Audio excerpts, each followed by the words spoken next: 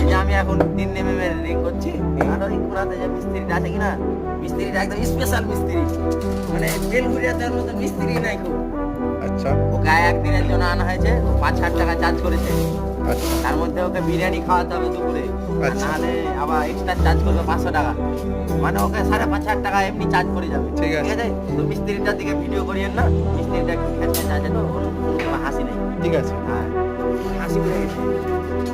টিপটা একবার চাটাই আর আধার মতন খাটাই, আর একটুও বসতে দেয় না, ঠিক মতন খাবার দেয় না, পানি দেয় না, জল মল কিছু দেয় না। আর 6টার আগে ছাড়ে না, আবার সকাল 7টার সময় সাইডে কাজ করতে আসি আমরা। আচ্ছা তো মনের মতন মাইনা পাই না, 12,000 টাকা। আচ্ছা। আর হেড মিস্ত্রি আর কি বলবেন? হ্যাঁ, মিস্ত্রি। আর আমাদের ওই যখন হেড মিস্ত্রি আছে মশলা মাখাচ্ছে, ওইটা আমাদের সিভিল এই যে এই কাজে